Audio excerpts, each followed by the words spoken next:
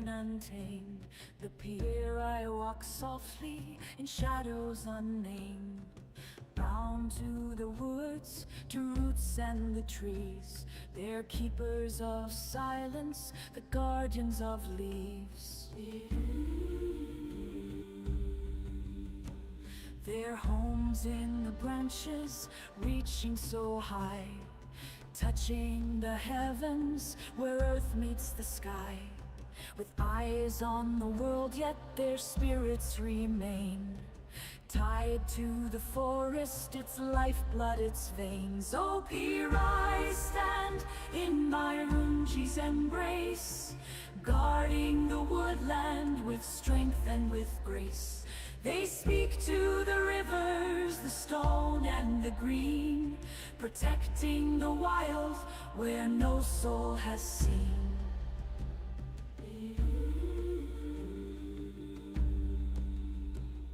Beneath the broad canopies, woven with care, they walk with the wisdom of earth and the air.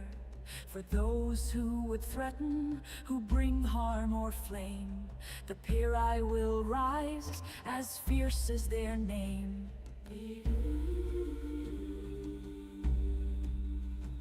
With bows made of willow, with whispers like song, they call to the spirits, both gentle and strong. Through shadows and light, unseen they will roam. The heart of my Runji, their unbroken home. Oh, Piri, stand in my Runji's embrace, guarding the woodland with strength and with grace. They speak to the rivers, the stone and the green, protecting the wild where no soul has seen.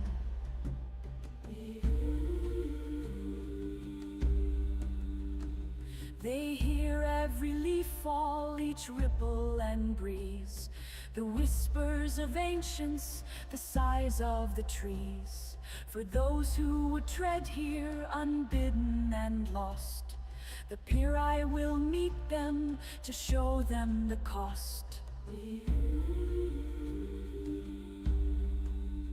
Under stars' distant light, they gather in prayer, to honor the forest, its life and its care. For my Runji is sacred, her roots run so deep. In silence, in shadow, her secrets they name. Oh, Piri, stand in my Runji's embrace, guarding the woodland with strength and with grace. They speak to the rivers, the stone and the green, protecting the wild where no soul has seen. So tread here with honor, with heart pure and still, for the Piri are watching from each leaf and hill. They serve and protect, yet their gaze does not sway, the guardians of my Runji by night and by day. In silence they watch, in shadow they stay, the Piri of my Runji, forever they pray.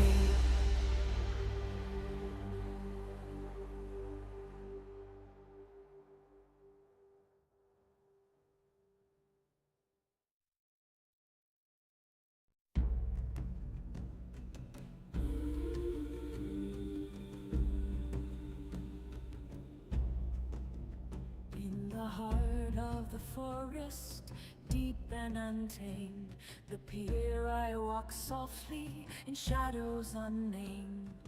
Bound to the woods, to roots and the trees, they're keepers of silence, the guardians of leaves. Their homes in the branches, reaching so high, touching the heavens where earth meets the sky. With eyes on the world, yet their spirits remain tied to the forest, its lifeblood, its veins. Oh, Piri, stand in my Runji's embrace, guarding the woodland with strength and with grace. They speak to the green, protecting the wild where no soul has seen.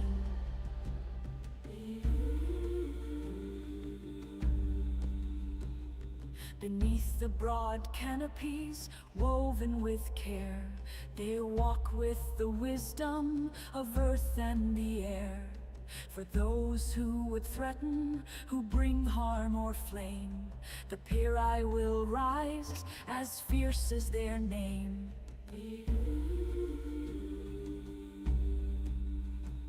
With bows made of willow, with whispers like song, they call to the spirits, both gentle and strong.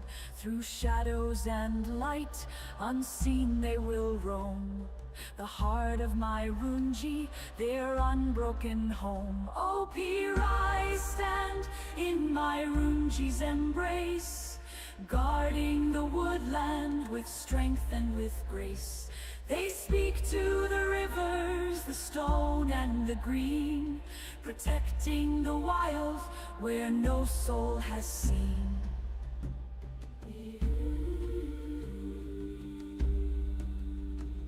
They hear every leaf fall, each ripple and breeze, the whispers of ancients, the sighs of the trees.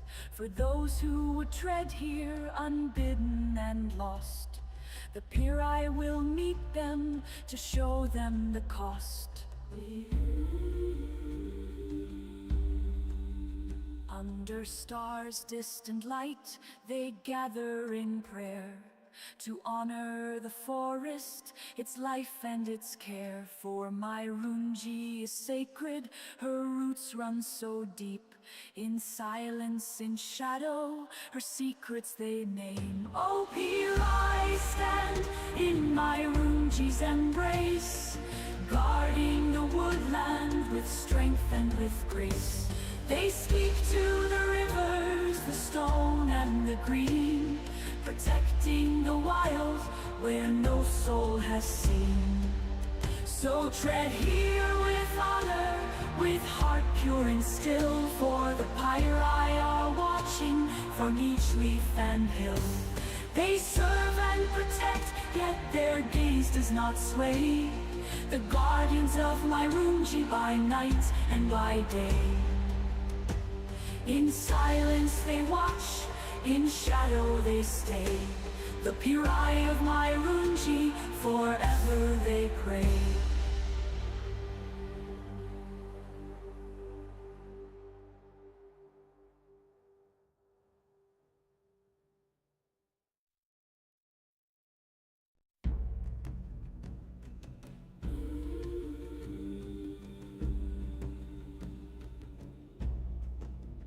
In the heart of the forest, deep and untamed, the Piri walk softly in shadows unnamed. Bound to the woods, to roots and the trees, they're keepers of silence, the guardians of leaves. Their homes in the branches, reaching so high, touching the heavens where earth meets the sky. With eyes on the world, yet their spirits remain tied to the forest, its lifeblood, its veins. O Piri, stand in my Runji's embrace, guarding the woodland with strength and with grace. They speak to the rivers, the stone and the green, protecting the wild where no soul has seen.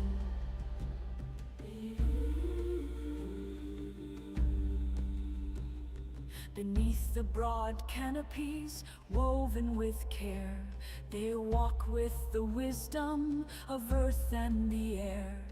For those who would threaten, who bring harm or flame, the Piri will rise, as fierce as their name.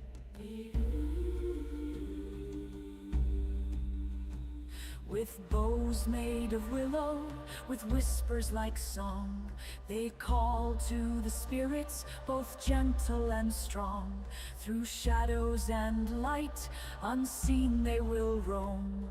The heart of my Runji, their unbroken home. O Pirai, stand in my Runji's embrace, guarding the woodland with strength and with grace. They speak to the rivers, the stone and the green, protecting the wild where no soul has seen.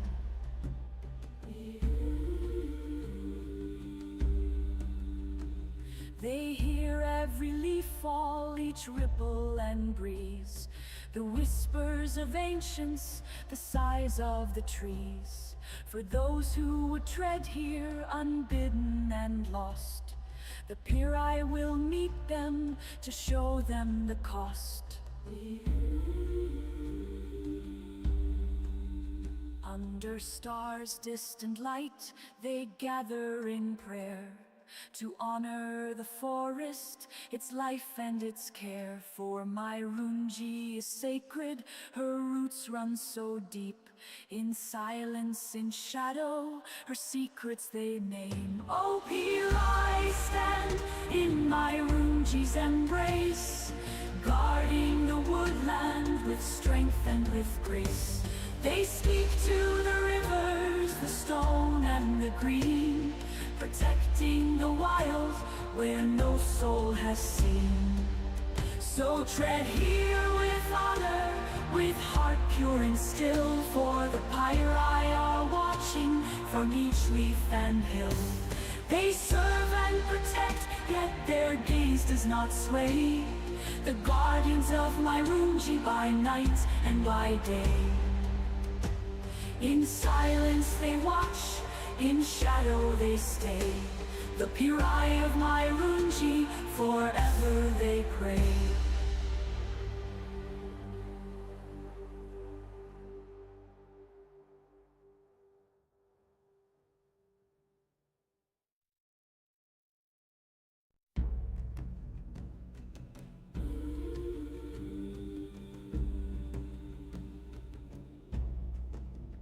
In the heart of the forest, deep and untamed, the Pirai walk softly in shadows unnamed. Bound to the woods, to roots and the trees, they're keepers of silence, the guardians of leaves. Their homes in the branches, reaching so high, touching the heavens where earth meets the sky. With eyes on the world, yet their spirits remain tied to the forest, its lifeblood, its veins. O Pirai, stand in my Runji's embrace, guarding the woodland with strength and with grace. They speak to the rivers, the stone and the green, protecting the wild where no soul has seen.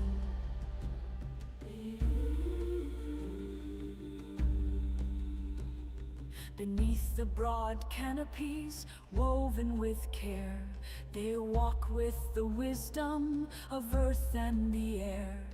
For those who would threaten, who bring harm or flame, the Pirai will rise, as fierce as their name.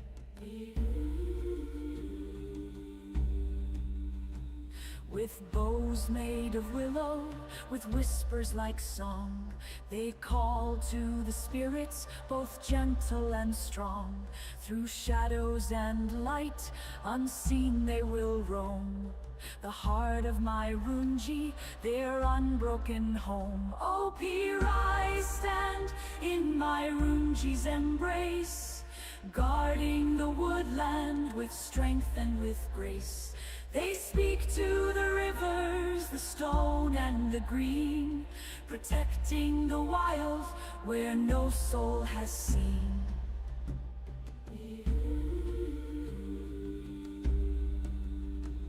They hear every leaf fall, each ripple and breeze, The whispers of ancients, the sighs of the trees, for those who would tread here unbidden and lost. The pier I will meet them to show them the cost. Under stars' distant light, they gather in prayer to honor the forest, its life and its care. For my Runji is sacred, her roots run so deep. In silence, in shadow, her secrets they name. Oh, here I stand in my Runji's embrace, guarding the woodland with strength and with grace. They speak to the rivers, the stone and the green, protecting.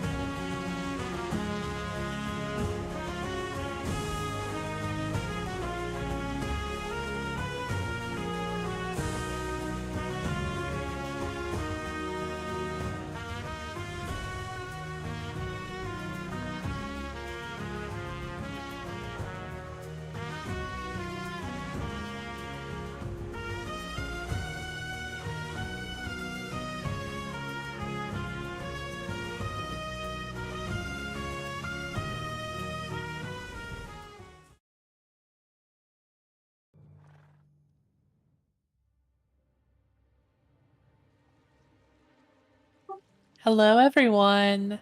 This is Sersei talking with Nahele on the screen as we introduce our Ashes of Creation Alpha 2 stream that I just died to a goblin. So, welcome.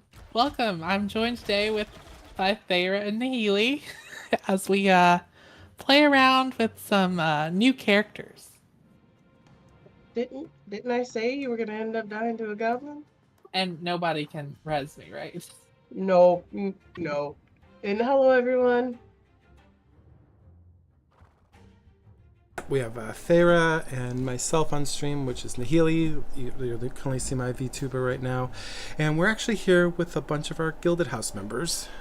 And why are we here with our Gilded House members today, Sersei? Because I wanted to, well, I was like, I'll try out Bard because we don't have a ton of bards in our guild. So I was like, okay, I'll try it out. And then Ryslo came along and Rose came along and other people, Thyra came along to join us in this newbie adventure. As we start on different classes. I'm playing the Bard. Thyra, what class are you playing again? I know you were really looking forward to it. Yeah, so first off, that's a load of horseshit if I've ever heard one. Second of all, I am playing Cleric. Let me emphasize the fact that the reason why I hate it so much is because I suck at it.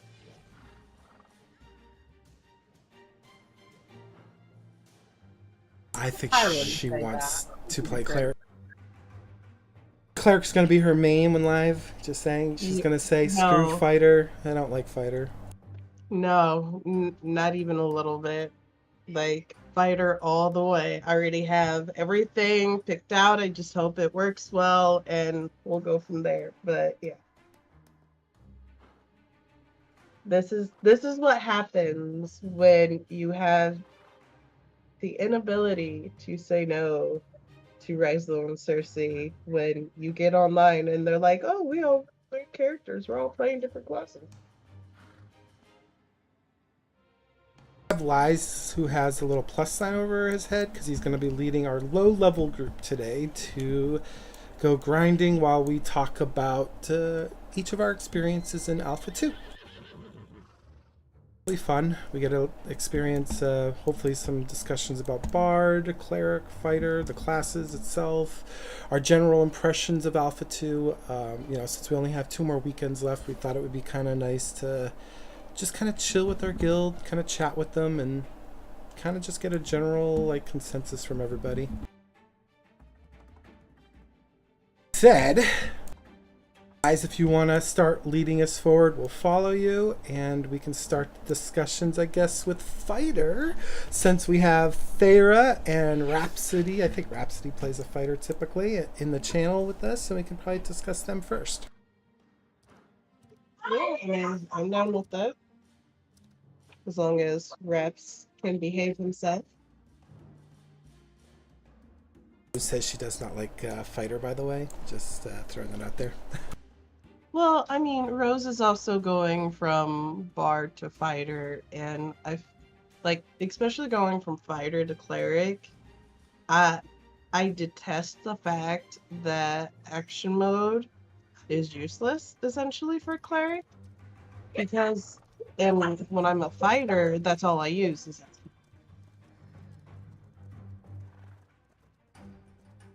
I don't even know what the key is for walk, by the way. It would be period. Period. Period. Got it. You've got Fighter to what, level 20? 20, yeah. So, overall, what do you think has been the skill path that you typically go with regarding Fighter? Well, so I know I think it was a few nights ago, Raps, myself, and I think it was Khalil. We were talking about the paths for each class, and for the most part, for Fighter, once I hit 25, for the most part, I won't say I'll have all the skills, but like I have a majority of the skills. And while that's amazing, I hope that as we progress through alpha and going into beta, that they give us more options. That way each class can feel a bit more unique. Because I mean, even in my stamina tab, like I pretty much have all of it. I think the only thing that you don't have everything in is the weapon pathing, which is great. Because like right now, because yesterday Raps and I, we were talking about, you know, some of the effects that we have our weapons, you know, do. So majority of mine are bleeds, because my blood fusion also feeds off of the bleeds. So as long as I have an overwhelming amount of bleeds on whatever we're fighting, I pop my blood fusion, I pop my spin to win, and health and my MP go right back up.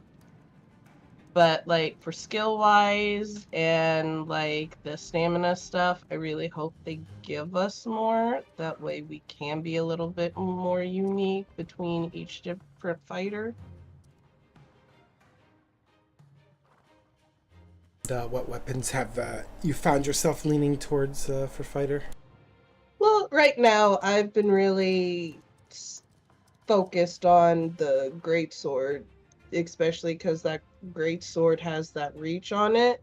So, you know, if somebody lays poison, like those thaumaturges in Carfin, you know, when they lay poison down at their feet, or the war mages lay that bubble down on their feet, all I have to do is take like a few steps back, make sure that, you know, I'm not standing in the bubble, and I can still hit it. Like, I don't have to worry about, you know, being up its ass in order for me to do damage. I have a bow, but I really don't use the bow because I'm just the type of person that I want to be up in everybody's business while killing it. Did Rhapsody want to add anything about their experience with fighting? I think Rap should add something to his experience and his thoughts on the fighter, if he's paying attention. I see, like the fighters tend to get a little distracted.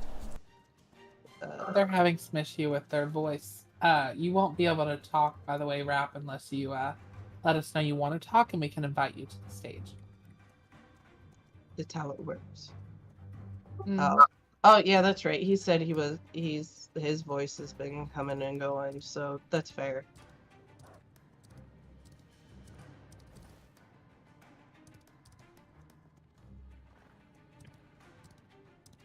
So, Nahele, you've really been enjoying the archer or ranger. No. It's fine. It's a good class. I think it's early on definitely feels a little overpowered.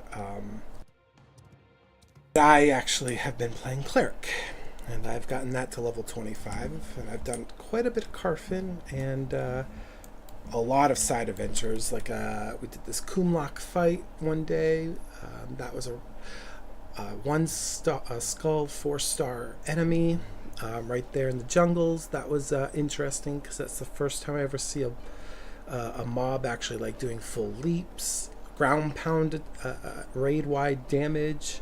That was very cool. It was kind of like a nice little sample of what they're going to introduce potentially mechanic wise for fights. But yeah, I mean, overall my experience has been with cleric and really focusing on getting down like mana management, understanding the skill mechanics, and the synergy with other classes. Like, it works very well with bards and mages. I seem to proc a lot off of mages specifically. But yeah, overall, I would say like the cleric is definitely the class that I'm probably most likely definitely going to be leaning into for launch. I do know Nithrim has played cleric a bit though too, and I'd love to actually see if they want to talk about their experience with cleric, since I could probably go on for hours, and I won't do that to you all because we only have an hour. So Nithrim wishes to talk. We can definitely get them onto the stage and hear what they want to say about cleric. Give them a moment to type whether they want to or not, though.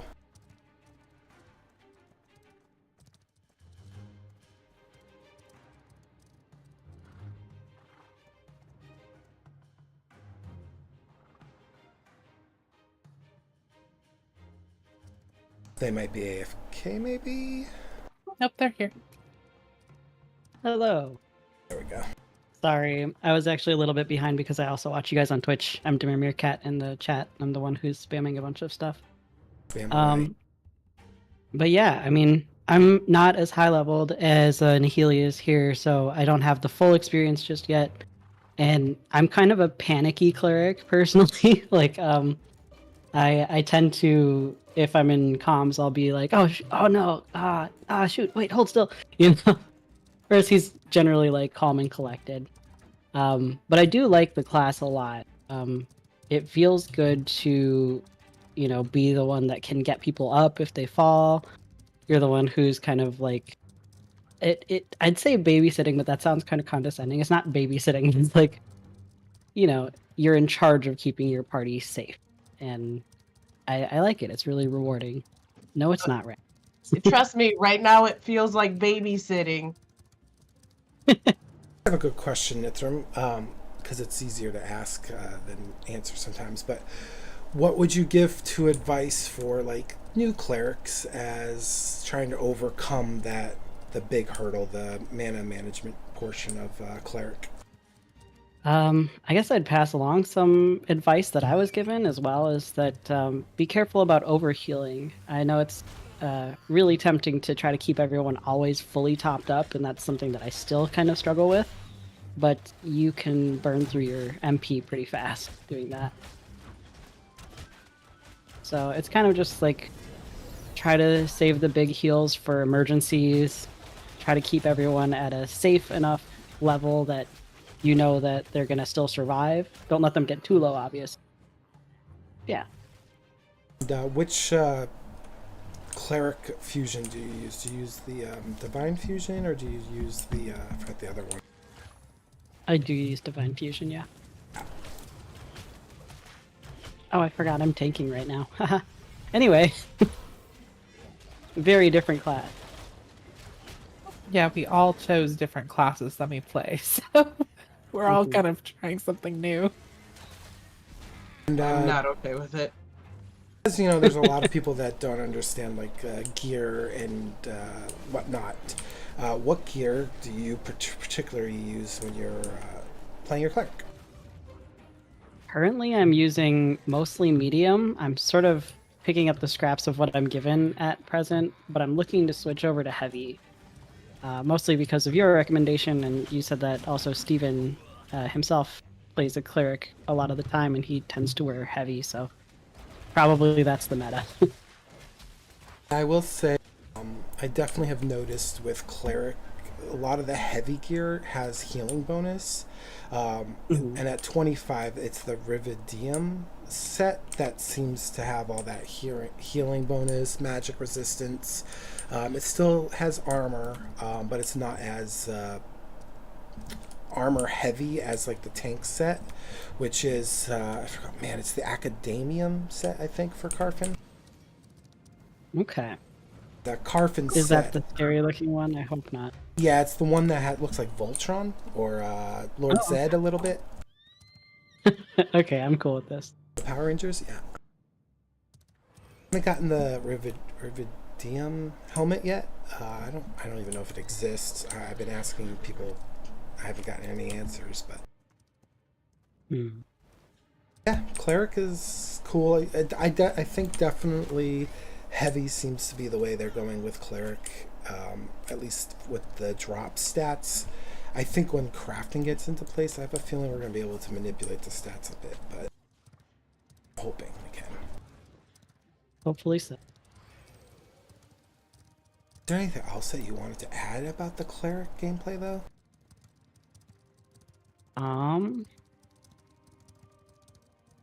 Nothing I can really think of at present, but if you have any questions about crafting, feel free to bring me back up at that point. I have a little bit to say about that. Definitely will do that, 100%. I figure we'll go through the classes first, and then we can talk about the crafting and gathering mechanics probably right afterwards. Sounds good. I will drop down until that point and continue listening to you guys on Twitch. If I'm a little slow to respond, it's because I'm primarily listening to you on Twitch. And he is also tanking, so he's a little distracted. All right. Thanks, Nithrum. Bye. Sersei, you've been playing mage, right? Yep. And you got into, what, level 11? I only got to level 11 because I kind of have had real life hit me recently, but I've enjoyed playing the mage. It's a fun class. It's just very squish. Very squish. It does seem like a squishy class. Yeah, it's I would argue it's the squishiest of the classes, especially early on. Like I know I have touched Ranger briefly. I got Ranger to like level 4 or 5. And yes, that's very early in the gameplay, but I was initially already finding that okay, Ranger is squishy, but not as squishy as Mage. And you have some good bursts at your early levels for a Ranger, and when you get to level 10, you do start to feel like you have a little bit of survivability, but you're still very squish, which means that you 110% almost always have to be in a group to get like meaningful XP, which is fine. But that is something to consider if you're looking at that class. It's not something you're going to be like a solo, like kind of like attack dog. You most of the time will need at least a couple people with you to really be successful. I will say, having observed mages at the higher level, their damage output is incredible. I think my last Carfin group, we had 3 mages in it, and the tank was just pulling like 6 and 7 mobs, and we were just going ham on the second floor. So just definitely have a they're definitely the definition of a glass cannon, 100%. Yeah, I was about to say that. Yeah, the vibe they give me is very much like if they are in a group setting and they are not like getting exposed to the damage, then they can be like they can take things out for sure. Do we know if there's anyone currently sitting in with us from Gilded House that does play mage? Is playing one right now or has played one before? Yeah, that has been playing one. Oh, it looks like oh no, I don't know who Eric is on our party. Yeah, I don't either. I'm sorry. Oh, there we go. Thanks, guys, for the save. It's Laurent. You've been Laurent. invited. Jesus, you don't even know your own guild members. Listen, I don't know half these characters' names. You've been invited to speak, by the way. There you go. I got it, yeah. So my highest level mage on my previous server was level 17. You definitely grow into it a lot more, but as you guys said, it is very, very, very much made of glass. Especially getting up into the higher levels, it's nearly impossible to play solo just because of how soft you are. Damage output is really good, but when you're taking on multiple enemies of even the same level, you just can't hold off on your own. It just gets too soft.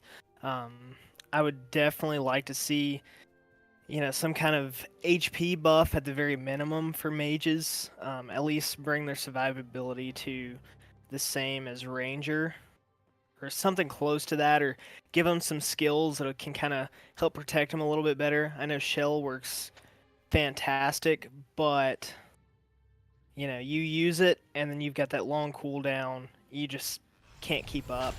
I would have liked to got up in like the low 20 levels, see if it improves any, but I unfortunately haven't got past 17 with it. It feels really good to play though, in my opinion. no. Not everybody agrees. Also, I feel like it could have some more AoE attacks as well. Lots of single target damage, not as much AoE from my experience. Right now with these alt characters, I'm playing a ranger. Ranger feels similar-ish in that, it's a ranged DPS, but I don't know.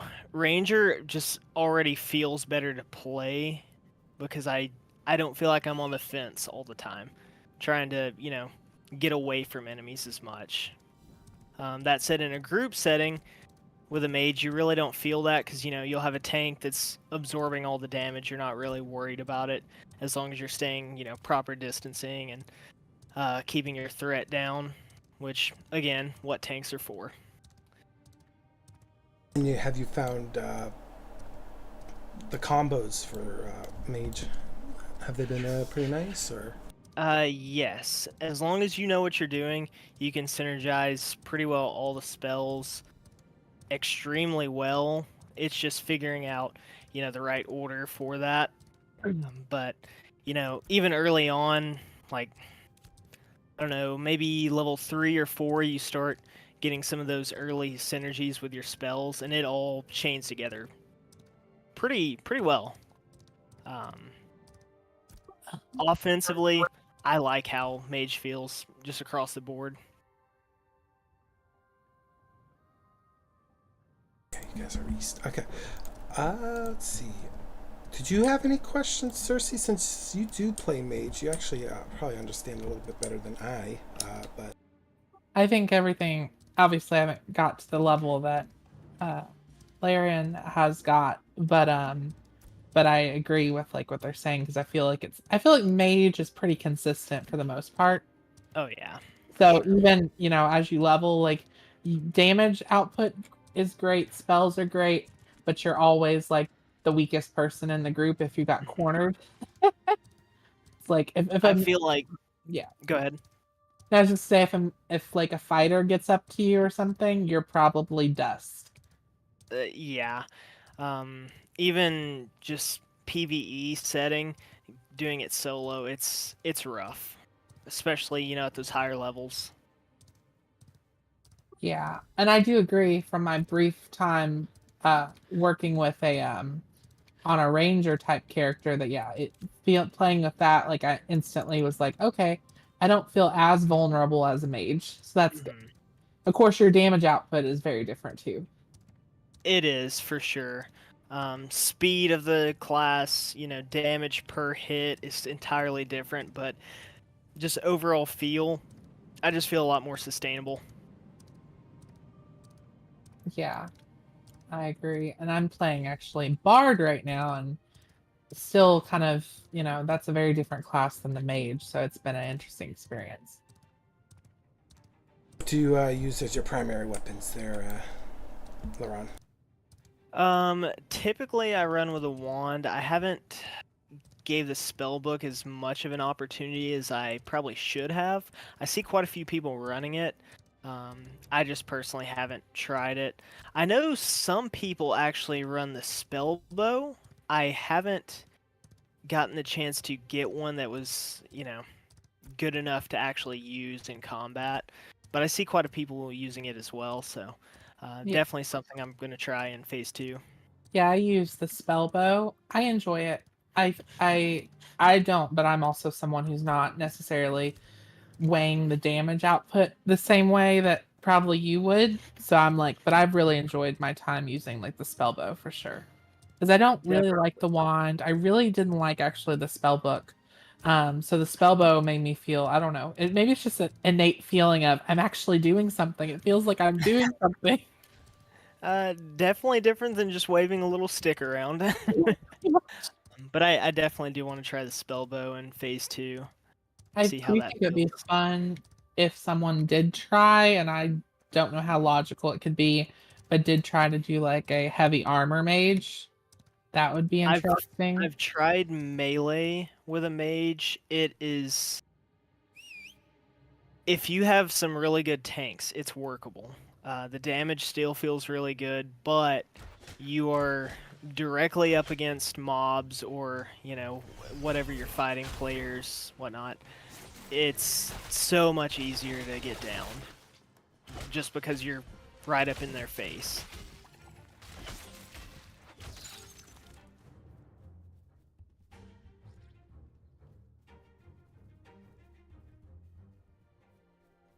All right. Well, I don't know much about mages, so I'm not.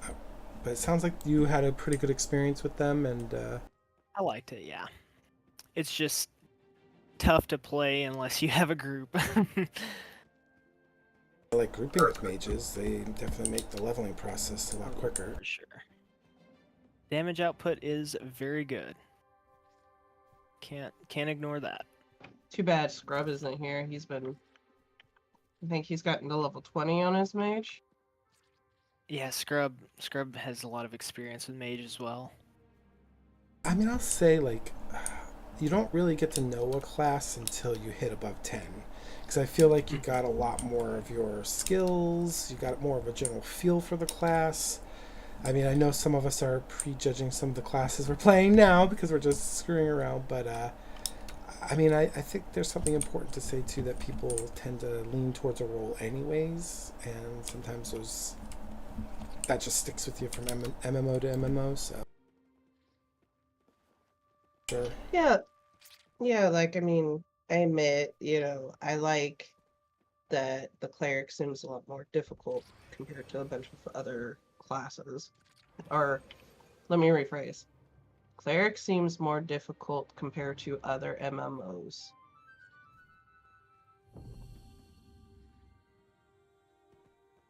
I feel like your skill sets kind of can convert from one MMO to the next. Like, for example, cleric. I know that I have to constantly watch HP bars, debuffs, and etc. I have to heal, I have to put regens, I have to purify. That's a standard practice in modern day MMOs. You have to make sure you're watching those things. But the difference here in Ashes is the fact that you actually have more AoE diversity. You have to watch where you're going. You can't just randomly just shoot your AoEs off, especially your heals, because they have like offensive capabilities to them as well, and you don't have big circles that are showing visibly on the map. You actually have to be conscious of what's going on around you, other than just staring at the HP bars. Cleric in this game is a lot harder because of all the other stuff that this game throws at you. I'm sure you're probably finding out with Fighter, and I'm sure people have found out with Mage and Bard, and Tank even. Like a lot of the things that we deal with in other MMOs, we're dealing with more in this one. This brings us back to an old school, like, you have to be in a group, you have to be aware of your surroundings. There's not going to be tells all the time that's going to tell you have to get out of something. You're going to have to be conscious of what's going on, because they're going to just give you visual cues. They're not going to give you like ley lines and all that stuff. I appreciate the fact that they don't give you that. You have to pay attention. Yes, absolutely. Like, I just paid attention that apparently my top armor was broke. Stop. Oh Jesus. my. It's fixed. I put my default armor on, but Jesus. That's what happens when you get corrupted.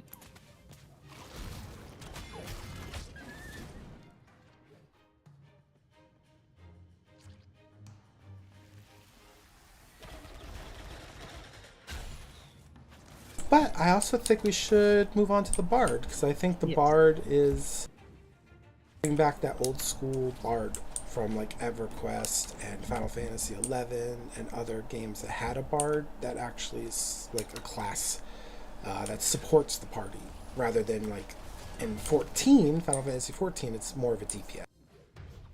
Bad one, but it's a DPS. It's a bad one, that's for sure. Yeah, the bard just feels like more of just a ranger in that game. But yeah, I like, I'm only level 5 right now, but I've liked the bard so far. I think I've said it before, is it's kind of interesting because it's got support, songs and stuff it can use, and it's got some heals there, but it's like it's not the healer. It's like the sub healer or whatever. But so if it kind of gives you kind of that breather of, okay, it's not my job necessarily to heal the group, like, but I'm here to support the healer kind of thing. So I like that feel because it kind of takes some of the pressure off, which for me that's important because I would be like going crazy if I was the cleric. Like I'd be in Thyra's position right now and I would not like it one bit. Well, we do have our expert Bard with us. We do. We have Rose. But Rose is also playing, she's playing a fighter, I believe. She is, and she does not like it one bit. Rose says she can talk. Yay! Awesome. We'll get Rose invited to the stage.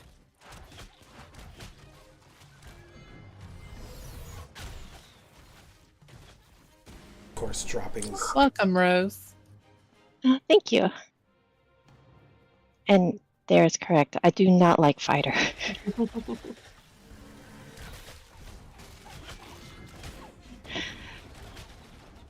tell us a little bit about your experience with the Bard and, your overall feel about it. And is it something you expect to play for the next phase of Alpha? Yeah, definitely. I am loving the Bard from the very beginning. Like this is like the Bard I've been waiting for since I played one in EverQuest, and I enjoy it so much. Like we've talked about, it's very utilitarian. Like you can heal a little, you can regen mana, which is I think the biggest thing that's expected, but you can also like remove debuffs, like the skeleton one that causes them to res, and debuffs from party members. There's so many different things you can do. So just being able to customize to the group you're in and the situation you're in, like the party, what you're fighting, is so awesome. And I don't know how easy it'll be to respec long term, but it's something that's definitely worth doing now because there's just so many different ways to play a Bard. I actually had a question for you, because I've played obviously a lot with you, Rose, but I also play with other Bards. How's that being an off healer feel? A little bit limiting. Like I can definitely run around with a tank and heal him if we take on easy mobs.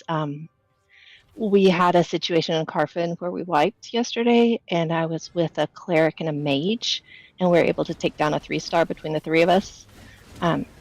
There's definitely a lot you can do, but not as much as a cleric for sure. Like you couldn't replace a cleric. Yeah, that's what I'm getting right now. It's like I feel good giving like little ticks here and there of health, but they are very small, and it's like it can kind of top someone off a little bit, but if someone's dying or like it isn't gonna replace a cleric. You need a cleric there to support like that person, because by the time I would be able to give them something, it's never gonna be enough, I don't think. Yeah, I call them baby heals. We have the little heal that's the opposite of the tomato attack. Yeah. And at higher level, yes. And at the higher levels, there's some other options. You can heal a little bit more, but it's still like not nearly enough for major fights. Yeah, I think right now I have the quick wit, which only does like, and I'm only level 5. It does a very small amount of healing, and then my best heals probably come from like my songs like Cheerful Melody, or Cathartic Melody, which gives a chance to heal yourself for 50% of the damage done, which is good too. Yep. Another good one is Lovely Serenade. It's you can either AoE spec it or single target, and you can throw several heals out either to multiple party members or to just one person. Gotcha. Yeah, that's what I'll be looking into skills. I'm really enjoying this, so I'm kind of on the fence. I'm gonna probably consider like what our guild needs more. If we need more like DPS stuff, then I'll probably stay with mage. But if we do need like more bard players, I can definitely see myself playing bard more now. Because it's fun. It's like the mage. It's even more so than the mage. It's very group dependent. Because the bard solo just doesn't seem like it doesn't seem functional for the most part. It's very much a group class. I agree. The damage from Bard isn't spectacular. It takes a long time to kill something by yourself, but you do have some good kiting abilities with the flourish and the movement. Yep, flourish is basically like got your guitar in your hand and you Yes. fly forward on your kneecaps. That's Right. fun one there. Do you have any questions for Rose, Lies? I mean, Lies, jeez. Thyra? Sorry, you guys Really? they're a pair. They're a pair. I apologize. I mean, not at the moment. I haven't. Bard isn't something I've ever thought I would even attempt to play. Mainly because like I don't like playing ranged. Even as a cleric right now, I'm like, okay, I'm gonna go get up on someone's business. But like just from watching, you know, between her and other people that I've seen who are playing bards, you can definitely tell. Excuse me, apparently I forgot how to speak English. Like who actually pays attention to the stuff that they are proccing into.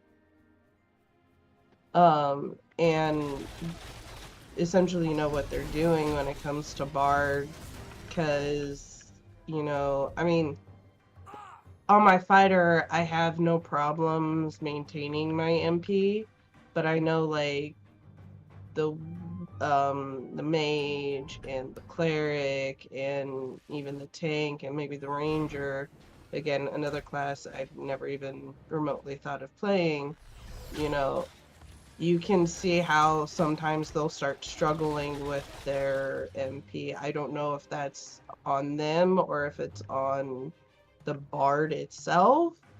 But I mean, for the most part, if Rose is in a party with us, I don't have to. I watch it, I do, but I know I don't really have to worry about my MP. Yeah, the mono regen at the lower levels kind of struggles to keep up. Just a single bard, but as you get more skill points, there's some other skills you can spec into to really. We're running, you know, pretty continuously, and the only time we had mana issues were after our wipes or deaths. Yeah. I will say partnering with the bard and using blessed weapon is really nice combo too. It seems to help a little bit. It's only a single target, so. Oh. There, you liking cleric, huh? I hate cleric. I hate it with a burning passion. This is just I know I suck at cleric. It's okay. I'm not upset about it. But this is not the class for me because I'd rather be up there like, yeah, I got this, guys. Like, I can hold off for a little bit. Oh, sorry, Lies. We got a little chaos going on here. Let's see if we can bounce. Yeah, going into Ashes, I thought I would be all about the action mode, but with Bard, I definitely am not. With Fighter, though, it makes a lot more sense. Oh, I love the action mode in Fighter. It just makes things so much easier. That's 800 XP. I say, look at that. Well, actually, that's a good one, Rose. In 14, you play a healer. Do you miss doing the healing, or are you really happy about Bard? Both. I really enjoy Bard, and sometimes I think I just wish I could do more healing with the Bard, because I also really enjoy like supporting a party as a cleric. Boop, I'm dead. Did you just go boop, I'm dead? She did, like she was the fairy godmother in Cinderella. It's funny. Yeah, see, this is why I don't heal. Look at all these piles of ash. For a minute there, I thought you were gonna rob her. Here It's lies fine. I've been Sersei. robbed already today.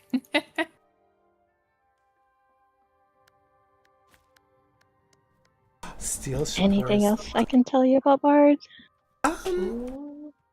Oh yeah, what weapons are you gonna go with in phase 2? Are you gonna stick with the ones that you've been using, or are you gonna change it up, you think?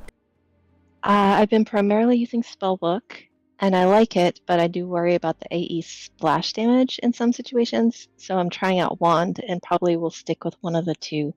I have Scepter for my main hand, but I rarely use it. There.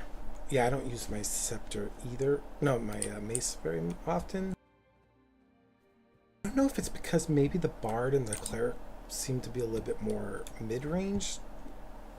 I don't know. Feel like the mace, the melee stuff is just not.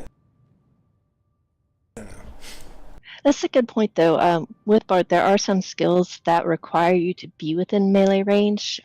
There's one that can stun if the target's staggered, and there's another one that removes some of their buffs, like that res buff, but you really have to be right there next to them or it doesn't do anything. Yeah, I think we only have one melee heal, and it's lay on hands kind of ability. And I don't know, you have to be really close to use it. And when you get higher levels, mobs just seem to do more and more damage extending from them, right? So I find myself Yes. away from the tank. Yes, I have to be really cautious because I don't want to get that splash damage or those whirlwind attacks because I can't survive like a tank can, for sure. Interesting. Yeah. Never thought of that. So maybe like cleric and bard are probably best at mid-range. Not too far because you have to use all your AoEs and stuff, but close enough where you can support. But yeah, in danger, I guess. Yeah, I agree. I think if I was looking at multi-classing, if I decided to play Bard, I would actually look at like what does Summoner look like with Bard, because Summoner seems like it's gonna have support abilities. So if you look at potentially a Summoner and a Bard, that could be an interesting combo. And I have no idea what to expect from the second class option yet with Bard, so that'll be really exciting once those open up. Maybe you summon little instruments to fight for you, or musical notes. Maybe. Book your trumpet or your flute gets legs and it starts attacking people. Oh, now we're going into Beauty and the Beast now. It's a little disturbing. Oh, one final thing about Bard. I love the animations and the music that goes with it. There's only one skill I don't like the sound of, and the rest, I just think they've done a great job. To choose what out of a drum, flute, and a banjo? It was a violin. Yeah. They actually sound like they're supposed to sound, or no? I went with the violin, and yeah, I think so. It sounds like Cersei's using flute, and yeah, I think it sounds good. Yep, I'm using the flute. So if you chose the drum, it would actually do a different sound than the flute and the violin. Yep. Yeah, it's so all those melodies, the mono song and the other ones, it's based on the instrument that you first choose on the bottom of the skill tree. Oh, that's neat. That's cool. I want instruments. I want to be a bard. Everyone should try Bard. It is a fun Oh, class. and you can change your instrument. You can without Mhm. specking. I just realized that. So, for instance, I just changed to violin.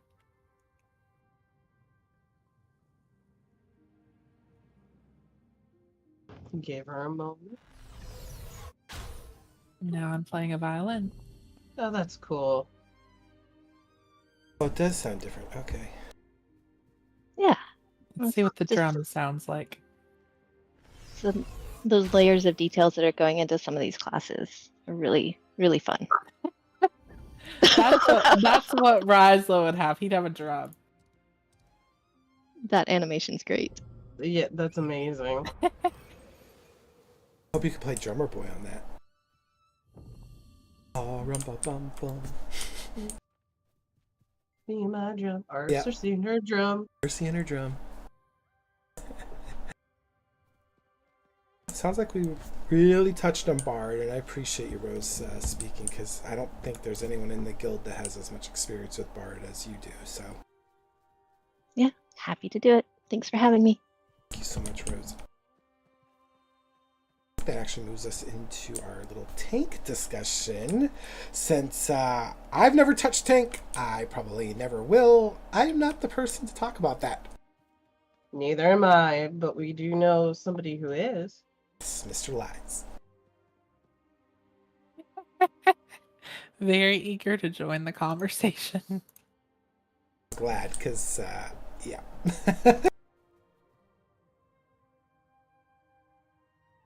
You've been invited, by the way, Lies.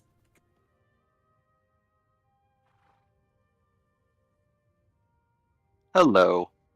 Hello. What's your experience with tank in this game versus other games you've played?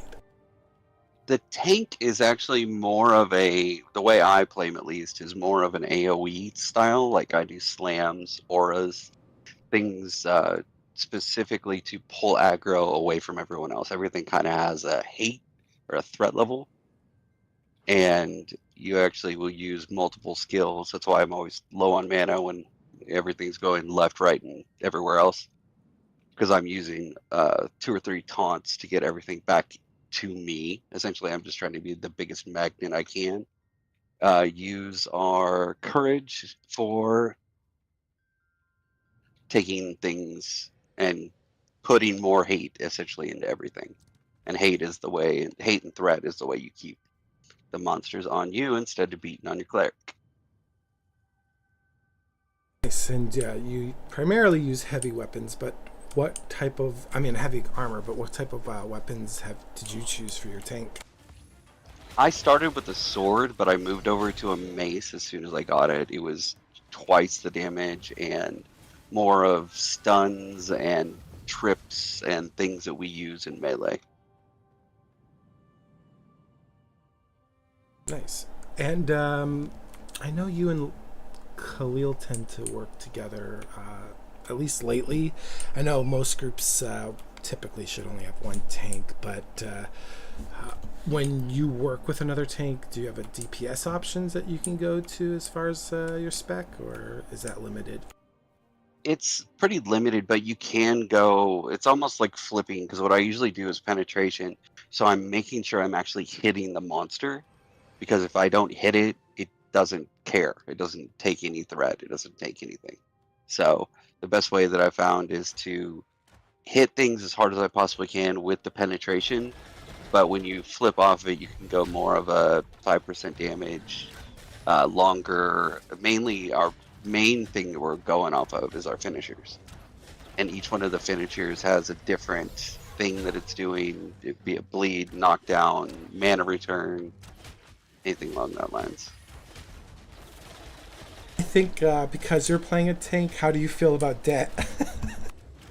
It's rough, actually. What I found is if I die, most likely nobody else does.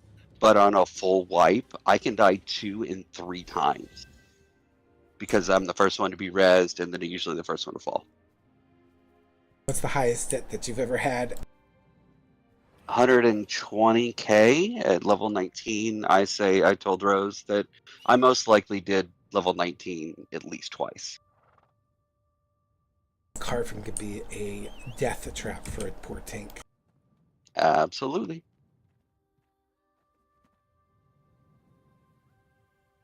We move. But what I like is if something is coming in on our group, if we can just pull it with a simple taunt and it comes to us, that's fine. But if other people are really beating on it, if it's say on a mage or on whatever, and they don't stop attacking or switch to another target, it's going to be that much harder for us to get the threat off of you and back onto us like we wanted. Are you finding that to be harder now that you're going into higher end content as far as, well, phase 1? Not as bad. A lot of the deaths will happen because we don't position the monster correctly, and what we found is most monsters are trying to get behind you. Actually, they're trying to flip your feet, so they'll go right behind you. Say the bannerets, they'll go a step or like half an inch behind you, and then flip around and throw the banner into the group. So there's a lot of different maneuvering and positioning, and we're trying to keep everybody as close as together as possible, so our AoEs hit them as hard as possible as well. It's a lot of just holding things in certain positions and places. Like our casters will try to moonwalk backwards. We found that is interesting. You just put them in a corner and let them stay there. What advice would you give to new tanks? Let's see, Nithrim right now, because Nithrim's playing a tank. What kind of advice would you give a new tank? Pick the things that do an area around you, honestly. It helps with just holding things when you have multiples. And then main taunt, and then there's an ability to use your courage will actually give you a shield as well, if you're kept up with your hit points. Let's see, do Thyra or Sersei have any questions about tanks? Experts here? I'm not much of a tank player, so I really don't have much myself. I don't either. I don't ever expect to pick up tank in ashes. I've tanked myself out. Okay, so since they are not fans of tank, would you explain tank to like someone who doesn't understand tank? Like from a DPS lens, because I know they're both DPS. So what would you say they can do to make your job as a tank easier? Don't overpull, which is literally when we have a monster and we're holding that one thing or taking care of one or two things, that the DPS doesn't overshoot or throw things through walls to pull things into us. Because most of the time we're using large pulls 2 and 3 at a time. So if you had 5 and 6, that can be painful. Which does happen a lot in Carfin. I think I've been in a few groups where they've overpulled, and it's been really dicey, because if things don't go exactly well, you might not be able to recover from it, and if they go very well, you're at least going to have probably at least a death in your group before you can clear it up. So it can be a little tricky up there. Yeah, if you let your tank pull, they're going to kind of keep a steady rhythm. If you have multiple people pulling, it can get kind of confusing. I will because your tank's say, going to try to use your tank is going to try to use a deadly finisher. Carfin, it does seem to be the standard to have rangers pull. I think it's because the tank can just grab them right off of them, and it's a stationary thing. Yeah, they're most likely using taunt to cool down. If I don't have to use a taunt, it actually leaves it in my pocket. So I always like to have a little bit of insurance if we can make sure. Maybe I think it's because rangers have a snare ability that slows them down a little bit, so they're not right on top of them when they're pulling. That's why they're Yeah, and what I found is I will try to if I see a trap, I'm going to try to get the monster into it. It's nice to see that synergy coming back to an MMO where you have like a dedicated puller, and then you have your dedicated tank, and the puller pulls them like either line of sights them or right to the tank, and the tank takes them off. Gives me that like old school like EverQuest, Final Fantasy 11, whatever, and other old school MMOs you want to list there kind of vibe. Really fun. I don't know what else to say other than how do you like sharing your heavy with clerics? Yeah, 20 is okay. Once you hit 20, there's not sharing technically, because you'll have a healing aspect and I'll have a con or mitigation aspect. There is one, but it's kind of a hard drop, so I suspect clerics will be fighting with tanks, I'm sure. Tank, just remember, we're the ones taking the beating. So the better you can make us, the better the group will go. Yeah, but I also don't think it's bad for a cleric to have a little extra constitution to him, especially if shit does go sideways. I think it comes down to the player. How well someone like Ryslow, example, is a really good cleric player. And most of the time, if you have Ryslow, in your team, you can expect your most likely, unless pool is just overdone, you're gonna live.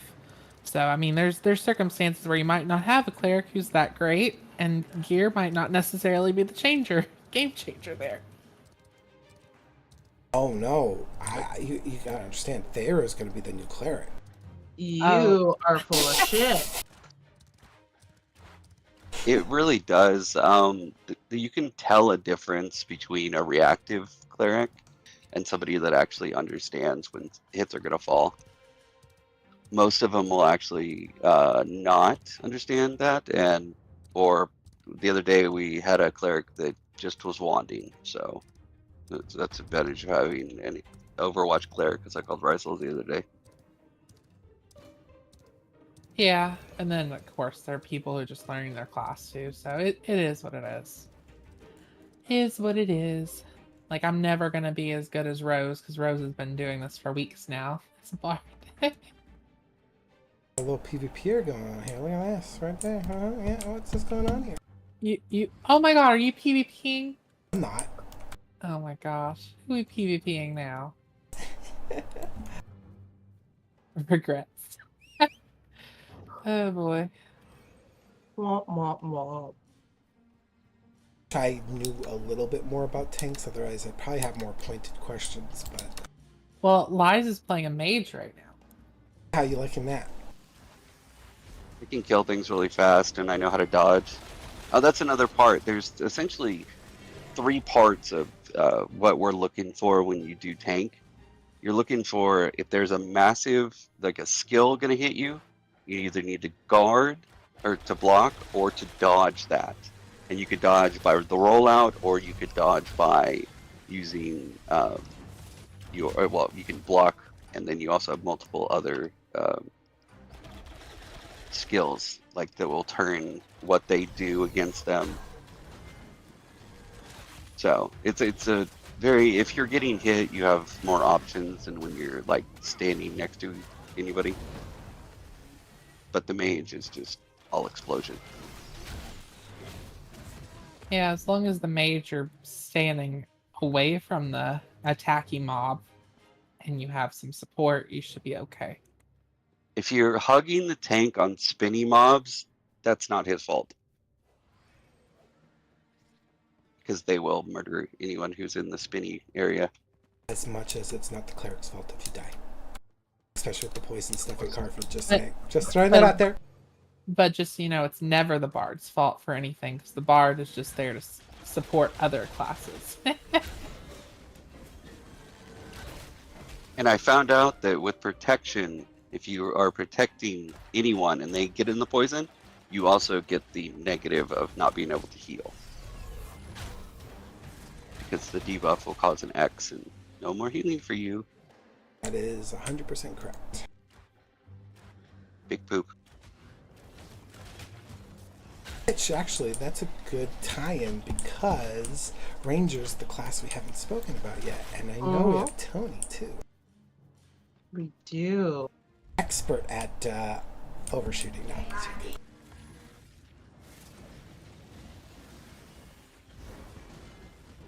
Thank you, Liz, for talking with us about Tank. Yeah, thanks, Liz. Thank you. That brings us to Ranger. Ranger. Yeah, if only someone here played Ranger. Let me just see. Well, you're playing Ranger right now, Rise, though. What do you think about it?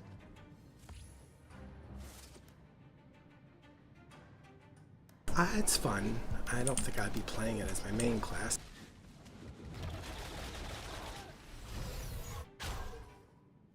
And you have been invited, by the way, Tony, so you can come to speak when you're ready. She's there. Yep. Tony, are you there?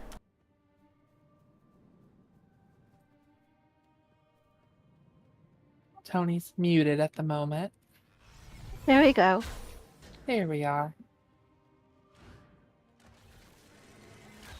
Oh, you wanted me to talk about Ranger. I don't know, I just like it because it's not up in your face, up in the face of the. It can be quick. You can solo decently depending on which bow you use. Also a very utility heavy class too, I believe. Like it's got the traps and stuff. Yes, you've got single traps, you've got AoE traps. You have stun abilities that I just got. Where you get to do that sky, almost like the skydive or the high jump that, you shoot from the sky. You shoot your arrows, and you land It's on the other side of the bot of whatever you're shooting. It's called airstrike. Yeah, Yes. it's a big backflip, basically, something like that. Yep, More you like shoot. forward flip. Yeah, you go forward, not backwards. Trust me, when she got that ability, she was like, guys, look, we. She was Yeah, so excited. it was fun until I overdid it one time and shot something I wasn't supposed to and dragged it into the group. He wasn't joking when he said I was like almost the queen of overshooting. But I will say, when you're in a big group, get your AoEs and your cones away from your regular buttons, or at least I have to, because I will accidentally hit them and will be in a world of hurt. What would you say Ranger for you has had a higher damage output than other classes you've typically played in other games? I'm not really sure. I have so much fun playing with my friends that I'm not as big of a person as looking at my damage output, though I should, I suppose. Compared to my Viper in Final Fantasy, well, that's a melee compared to a ranged, so A little bit better. against my dancer maybe. It seems like it's got more maneuverability and than a lot of other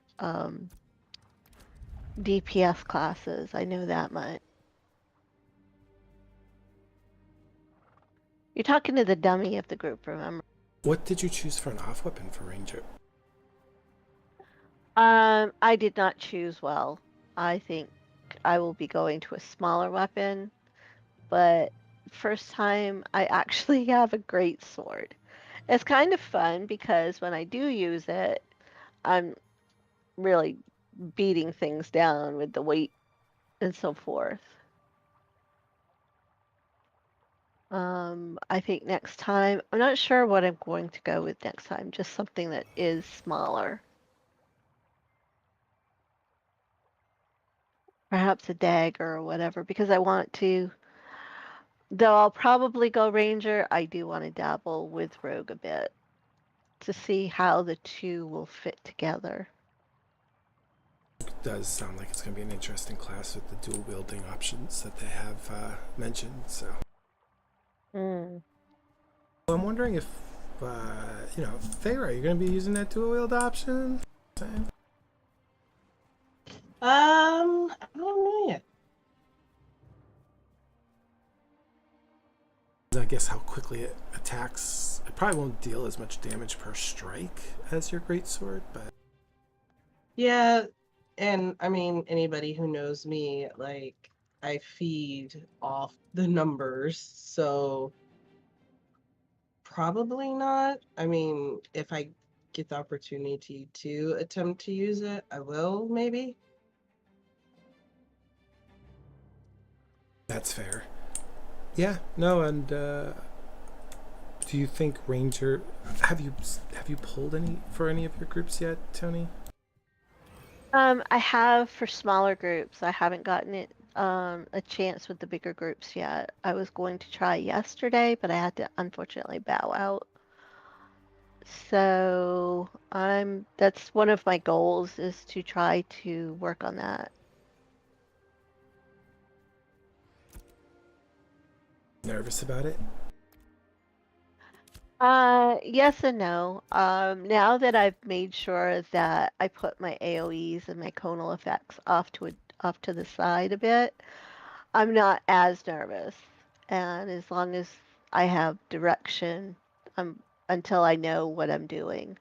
So I'm sure, like, if I go with lies will target things for me, and I can, or he'll mark them. And same with Khalil, they'll mark them, and I can shoot at them and drag those first. And then we'll go from there, learning how to work that together. Nice. I don't have any more questions. How about you, Sersei or Thyra?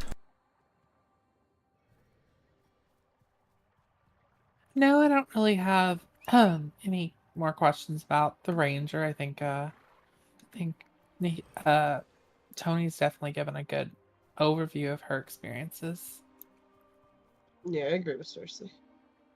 Maybe I will while say, whoops, I Go was ahead. going to say that it is fun, when you're out, you can grab a number of things at once, and using the traps allows you to take them down quicker so you can, if you're working alone, those are really, really, really, really effective. Or if you've got an accidental overpull with the group, you can throw those down and it helps somewhat from what I understand. I figured while we actually have you up here with us, that maybe we can start off the crafting discussion and see how you plan on organizing that now that you have a lot more information regarding crafting in phase 1. And since crafting is supposed to be taking a little bit more of a highlight next phase, I figured we get that conversation rolling because I know Nithram also wants to join in on that. Yes, and thanks to Lies, we have the beginning of a number of pointers that we wanted to bring up. Um, and we also have um, I forgot the word, a survey coming out soon as to who's going to be doing what so that we can organize that for the interchange.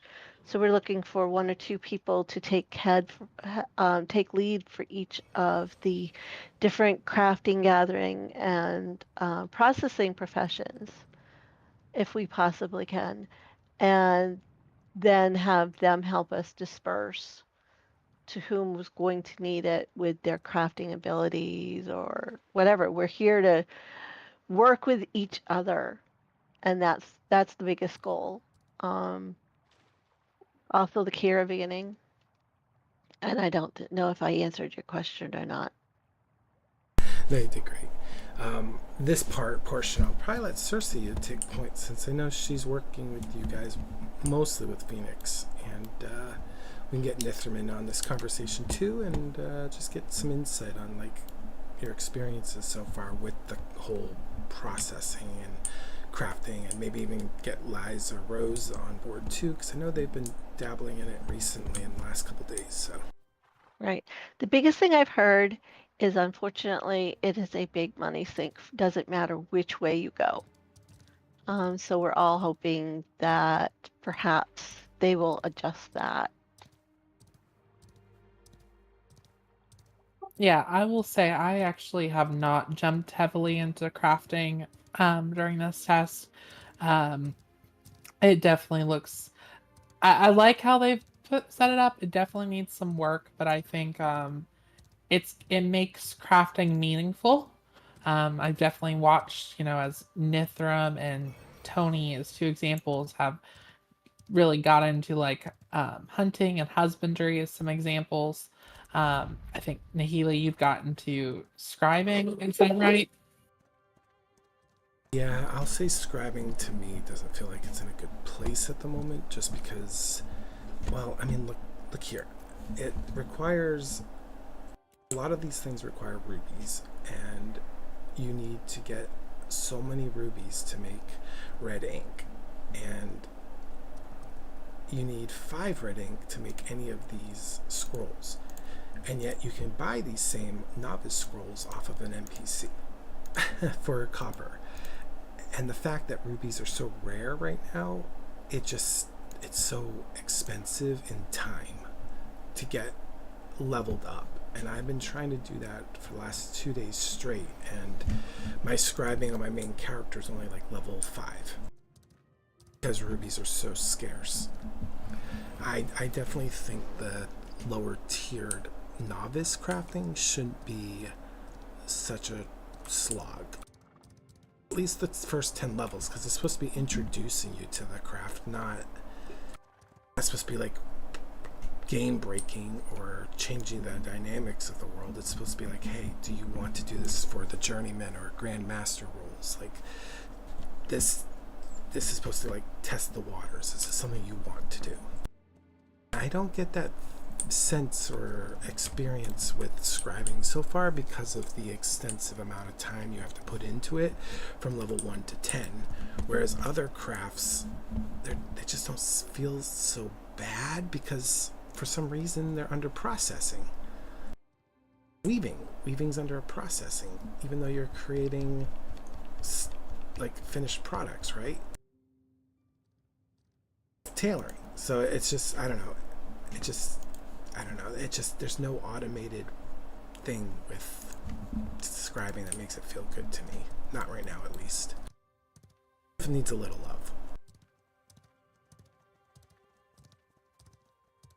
Yeah, I definitely think they're going in a good direction, but they definitely have work to do, and I think that we've been told with phase 2 that a lot of the crafting systems will actually be in a better state, or we'll get a bigger update into crafting. I think it's something we have to remind ourselves too, like this test for phase 1 was all about bugs and stabilization.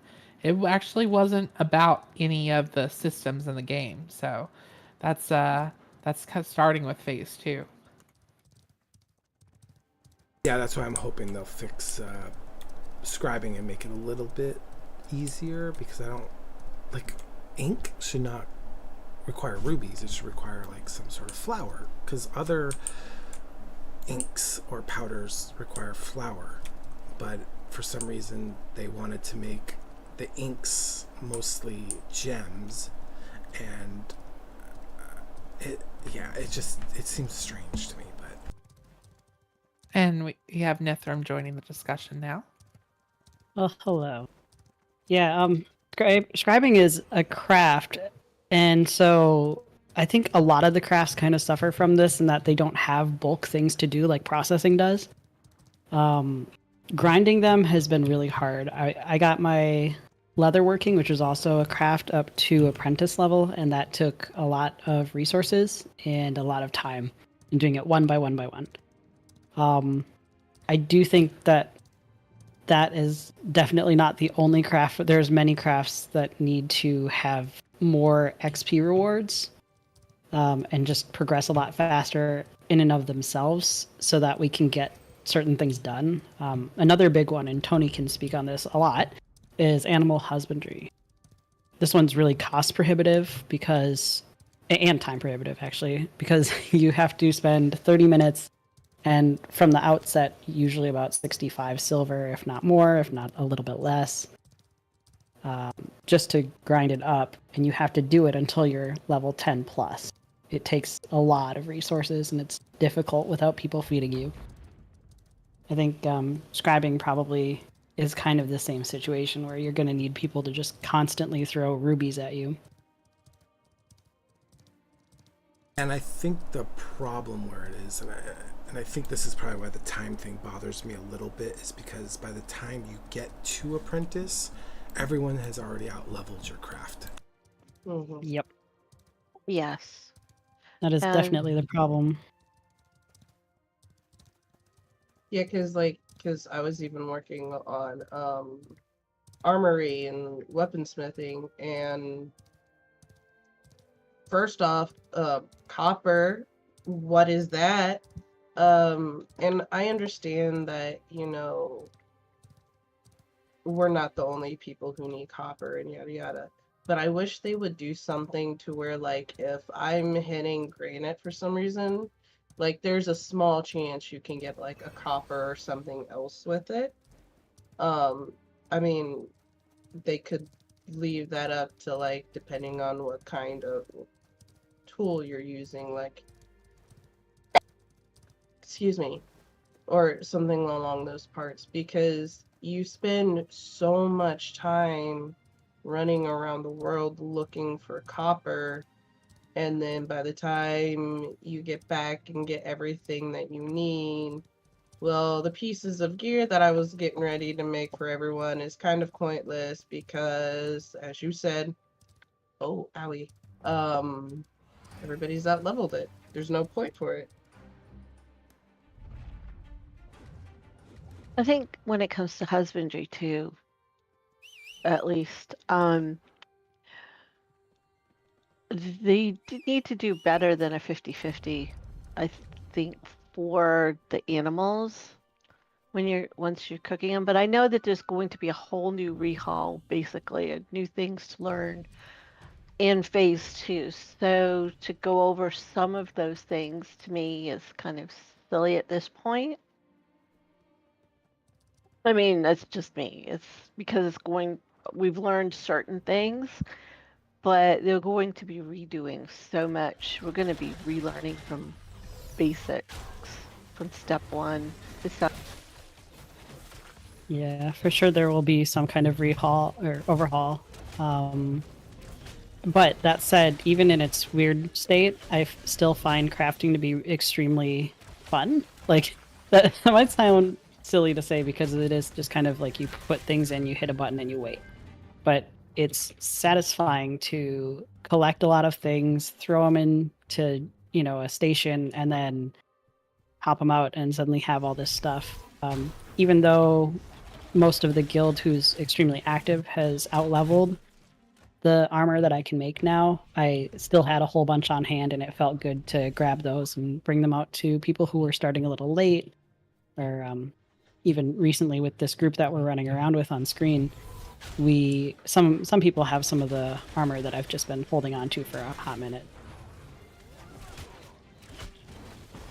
That was greatly appreciated too. That's one thing I want to say is we've been very fortunate with everybody pitching in together to get our crafters up and running, our processors up and running, so that we actually mutually benefit. Yeah.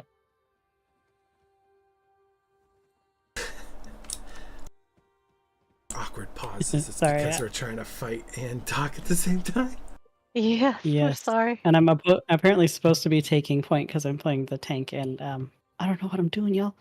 You're glowing. You're doing all right. Poor Liz is over here going like in all caps, like, not ours. Oops. My bad. But yeah, we were talking a little bit though today about the future of crafting and just kind of coordinating, and we found that just kind of running some numbers based on what we have now, we could get everything to apprentice if we coordinate well with each other on just 5 people. So like there are 22 crafts, I believe. Well, craft, gather, and process, and you can get 5 of those to apprentice. So just 5 people should be able to get all of those done, and then with a little bit of overlap.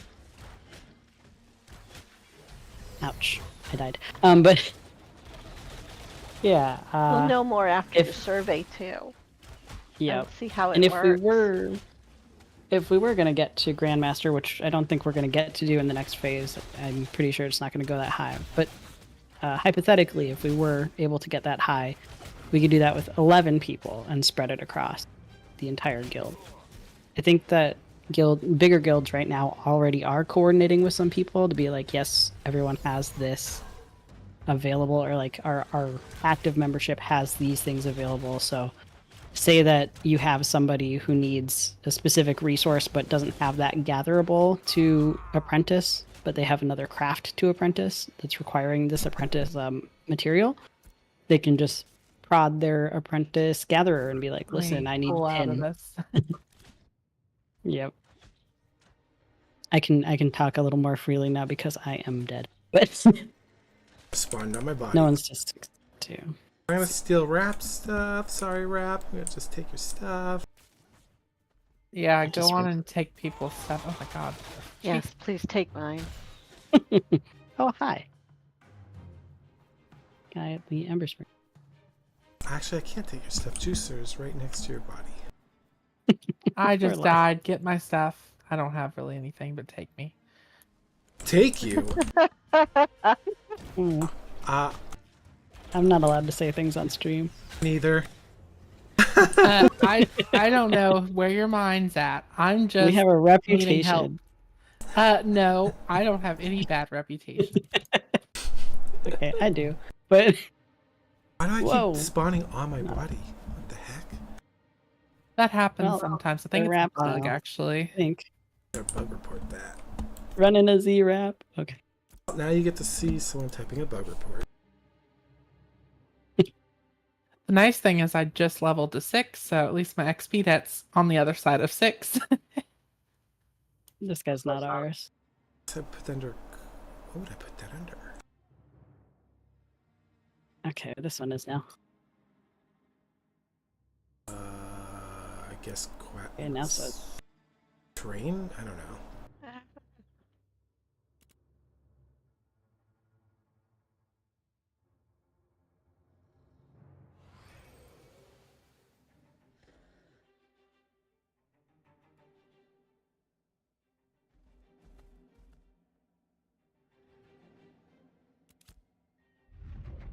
As you can see, we are in a testing phase, so creating bug reports is going to be very common for all of us for the next 2 years.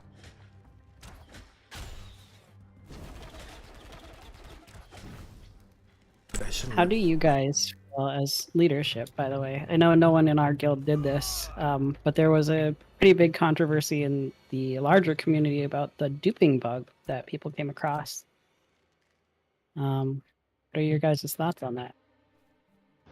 I mean, I'm glad Steven came out the way he did, because Me too. it wouldn't be allowed. But even if we're in a I mean- testing server.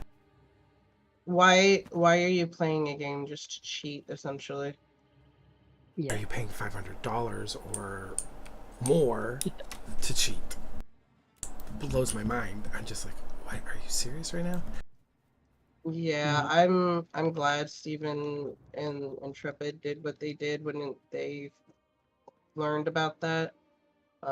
Because I don't think if you're gonna be playing a game, that you should be finding the little holes and bugs and whatnot that, you know, especially in an alpha, that they're still working on, and then just, yeah, no. Why cheat if you're gonna play a game? I don't understand it. I'm sorry, Nithram. All good. I have We know babies. from Liza's testimony here that this is part of being a tank. I've died quite a lot, even at only level 5. But to be expected. As I'm being chased.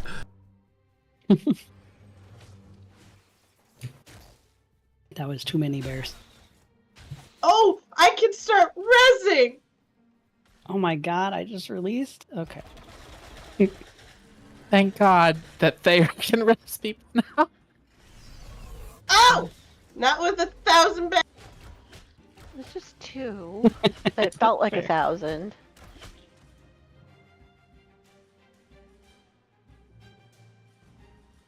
I can't res Joe. myself. Yeah, I mean, if you look at this map, I have a feeling once the map opens up, a lot of these rare resources that most of us have pain points with won't be rare. They'll actually be quite common.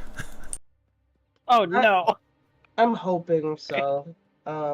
Just because, like, especially because we only have, what, like 2 weeks left before the wipe and everything. Like, I've just kind of been focusing on leveling, fleshing out, you know, what I want for fighter, how I want it to at least work in as its own before, you know, we finally get into like the fun stuff of the other classes and whatnot.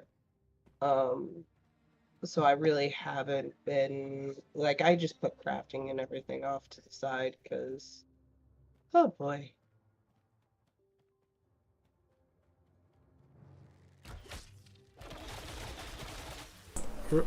Rose has got a friend. Jesus, these mobs are aggressive. Well, I mean, they're highwaymen. No, it's not like Bears. There's bears. A couple of us just got saved by another group. Yep.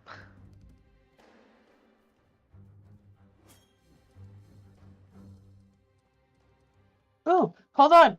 I might be able to res you. Oh.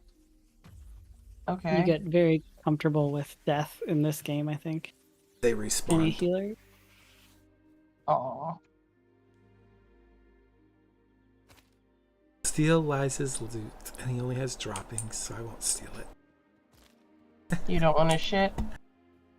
No. Don't want to shit. Yeah, I got a new healing AoE. There you go. I did too. I got the AoE version of the Serenade. I could have got a single target, but I was like, no, I'm an AoE person, so.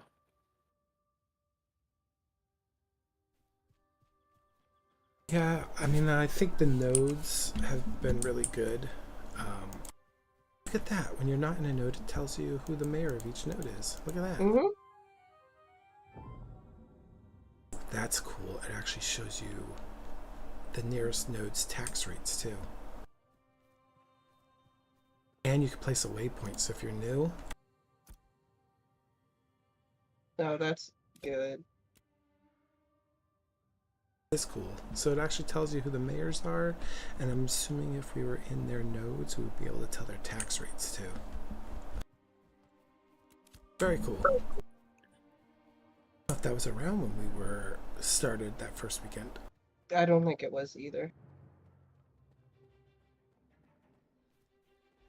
What else with the crafting did you guys think we should be conscious of going into phase 2?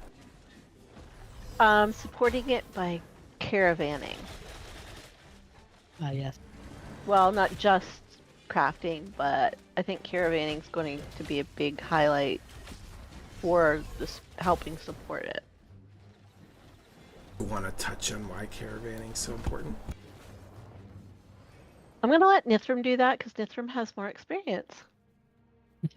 Well, caravanning is hands down like the money maker right now, other than like, just straight up grinding glint when you're higher level. You can make a pretty good amount of money just doing one. I wouldn't say quick jaunt. It's a long, slow jaunt. But it can take maybe roughly an hour to get a good payout on a trade. So basically what you do is you spend your glint that you're getting from all these mobs.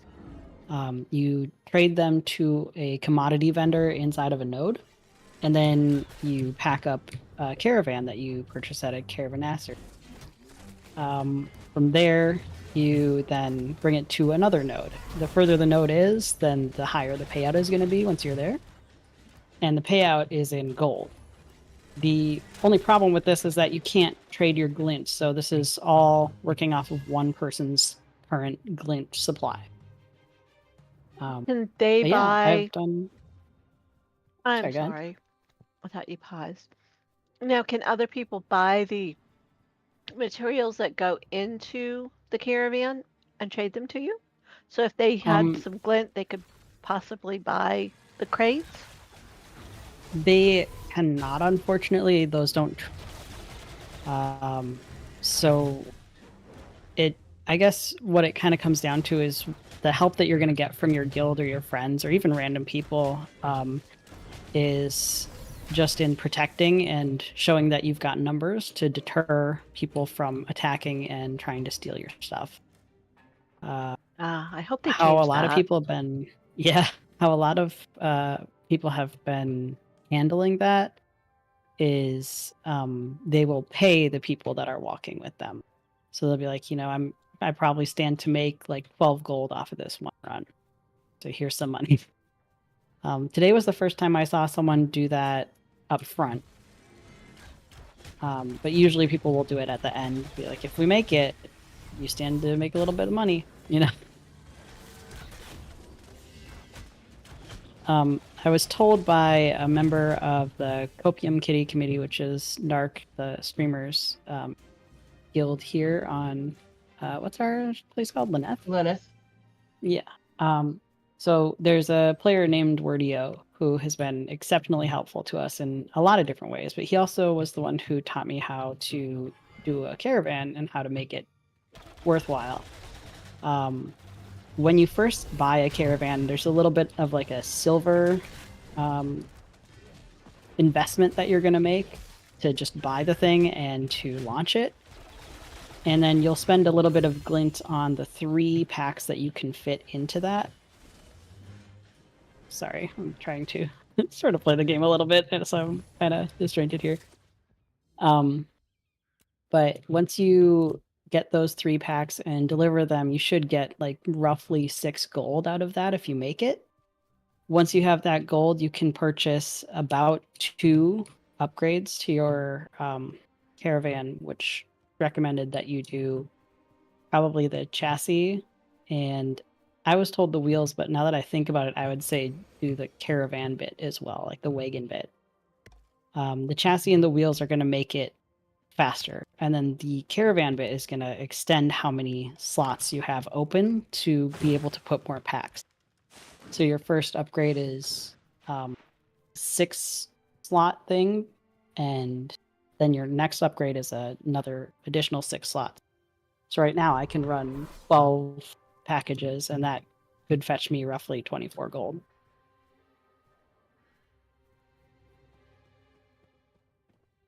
And with the this phase coming to an end, is your experience with PvPs, has that increased running your caravans, or do you say it's about the same? Yes, definitely. Absolutely. There's people, that are level 25 now and are looking for something to do. And one of the most lucrative things they can do, and also kind of fun and PvP oriented, obviously, is jump a caravan and steal their stuff. It's very, very stressful to be attacked, I think. So what I've been doing is running during kind of the odd hours of the morning when I'm awake at times when people probably should be in bed. But another thing you can do is obviously just run with your whole guild if possible. The more people you have next to you, the less people want to attack, even if they're level 25. Although, earlier today, and you two were there, Tony and Healy. Boy, we got deleted by a level 25 today. Oh yeah, the Oh yeah. fighter was intense. That's why Thayer doesn't want to give it up. Yeah. Mm-mm. I mean, Yeah, we know that she wants fighter to be a was- healer, but No, no. I want the PvPs as a fighter. he loves the big heal numbers so much. Yeah, you just lied to our audience. We did figure out that one of our heal over times on the caravan itself, probably not intended, we did bug report it, but one of our heal over times does like a 15,000 heal hot. So it's a little broken. That's But a it was lot, though. nice. It was not. We still lost that one because we got deleted, but you know. Win some, you lose some. And silver lining, it wasn't exactly our wagon, and it was someone who was kind enough to pay up. Ooh, we got over here.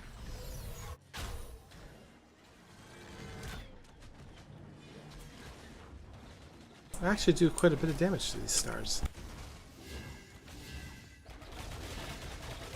You can. And then Tony says she absolutely loves playing a wizard, so she's gonna be playing a mage from now on. No. Well, I know everyone's got some feedback about their current new classes here. I don't hate tank. It's just a whole different like frontline responsibility that I'm not quite accustomed to. But I guess in that way it kind of feels similar to being a cleric because, you know, you have the one job and you need to do it well. And I don't know how to do it well yet, so it's a little bit like, oh no, what am I doing? But thankfully Eliza is in this party here and can shout instructions and then hope that I'm paying attention. Half the time I'm not because I'm Sorry, I wandered off the path. I thought I had to pet a wolf. all Else good. that we should talk about with crafting that you guys think we should? Just remember right now that it is a slog, but you know, when you've got people supporting you and you're supporting others, it works a whole lot smoother. So don't think you're going to be able to solo everything. This is a group game. It's an MMO for a reason. Yep. So the more collaboration you have among different peoples in and outside your guild, then the smoother it will go. Definitely. It certainly is one of those things that forces you to do some reliance on the community, which is what this MMO is trying to get back to in essence. So I think that's a really good thing. Next phase, we're supposed to see some shop fronts or like market stalls, which might make exchanging materials a little bit easier. But we'll see. I'm excited to see where it goes next. See some of the new recipes that have come out and the changes.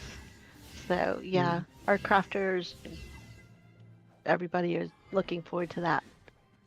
These enchantment runes actually being used. That'll be nice. We'll finally have a reason for picking them up.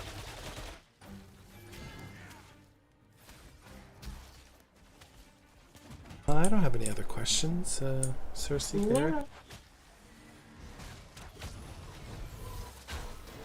Yeah, I don't have anything. I think it was good coverage on crafting and all of that as well. And yeah, we'll probably see a lot of changes in the next phase for it too. Yeah. Well, can I ask how late does the stream usually go till again? hour and a half. Usually an hour and a half. We usually run it. So we're probably going a little over right now. We are. Then I will save some questions for next time, but there's definitely things that I'd like to hear y'all talk about, especially as RP group leaders or RP guild leaders, especially pertaining to storyline stuff. But I know that is much more detailed and everyone's very passionate about their stories, but I think Maybe we'll best probably to have at stream least with one them. more stream before phase 2 begins. And we need to do something crazy. Us. Yep. World boss. Dragon hunting. Let's do it. I Oh, haven't- great. Thyra wants to do a dragon hunt as her healer. No. Actually haven't seen Firebrand all day. Or actually all week. I was He's gonna still say, I haven't spawning? seen him all week. Stood up. Okay. Do we know if Well, he's anyway, still I'll let spawning? y'all conclude your thing, and I'll just drop out. But have a good rest of the stream. I'll be watching on Twitch. Thank you. I think we're actually about to wrap up. Oh, where's the look of Ruby? No, and I'm not even on my main character. Oof. Well, I'll mine it and then I can just hand it over. Well, do we have any other topics we'd like to discuss tonight? I think we did a good just general overview of, again, a number of things, especially on the class stuff and getting everyone's first, impressions in this phase. It'll be interesting, I think, once we play our, maybe some of us will play a different class, maybe some of us will play the same class, and let's see where those expectations or experiences go from there. I'm gonna be playing the same class I was last time. Same. So I might be the only person who plays a different class, maybe. Probably. I'm going to be playing the same class partially because I'll be delving more into the crafting aspects and so forth with the guild. Well, do you want to send us home here, Sersei?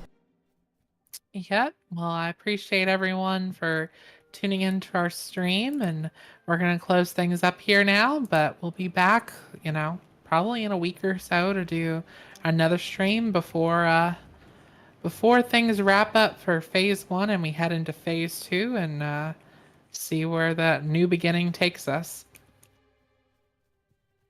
As I get Kodo lost on this ending part of the stream. Yeah, of course. But you know what? It is what it is.